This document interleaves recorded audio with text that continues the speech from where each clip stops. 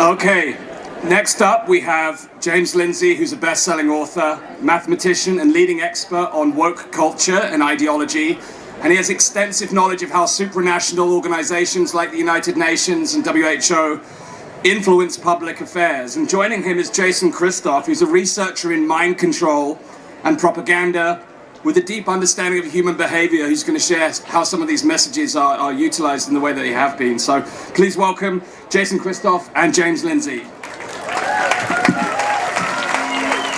Thank you.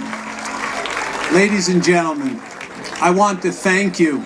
I want to publicly recognize your personal power and your personal bravery. I recognize your morality, your ethics, and your dedication to justice. I love who you are, and I love what you stand for. Without you, there would be no light. Because of you, there is immense hope for all of humanity. I also know you've seen some hard times. In the last 4 years, the evil on this planet has shown its teeth. Many of you know people who've been injured and who've lost their lives due to the web of lies, deceptions, and propaganda. Humanity has been given a wake-up call, and you have answered that call. I wanted to thank you for doing what's right instead of doing what's easy. I wanted to thank you for placing morality above money.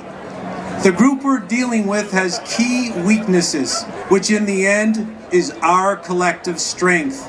This group has a 1-2 punch, which they've used against humanity for all of recorded history and beyond.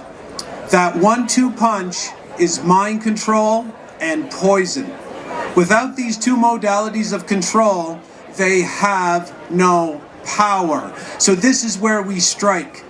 If you go to my website, jchristoff.com, I've personally produced 2 videos for everyone here, which explains how this mind control and poison-based slavery system is used against you and your family every single day.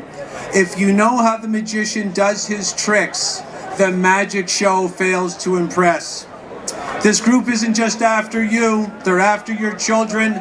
You're just in the way. Please remember, you are not alone. We are with you. We personally invite you to join us in building a new renaissance of morality, ethics, justice, child protection, and heaven on earth. Once again, thank you very much.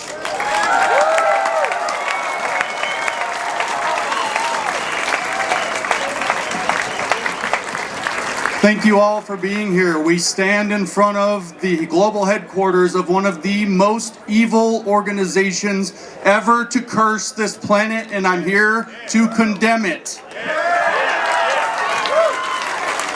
We may as well be making this event in Red Square in 1934, or before the Chancellery of Berlin in 1944, or in Tiananmen Square in 1954, because the ambition of Geneva in 2024 is the same.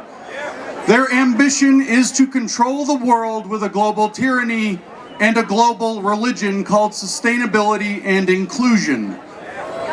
This vision was first articulated by a former Assistant Secretary General of this organization named Robert Mueller, who laid out a vision leading up to the Millennium Assembly 25 years ago, not just for a global tyranny, but for the United Nations to seize control of the entire evolution of man and the evolution of Earth. That cannot be.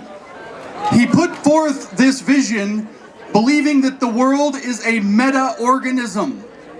The nations of the world, the ecosystems of the world are like organs of a single body. The people, the plants, the animals are like its cells. And for them, the United Nations will be its central nervous system, its brain, the center of its soul.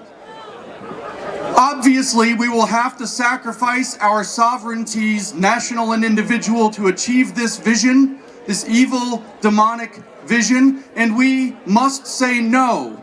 The Sustainable Development Goals show that this has crystallized and was taken seriously, and we come to Geneva to say no, we will not go with you. We will not allow this. Absolutely not. Our sovereignty is sacred. We cannot give it and you cannot take it from us. But to the United Nations, I give a warning. That is not a building of glass and steel and concrete. That is Babel. And God shall not be mocked. Their judgment is coming. Thank you.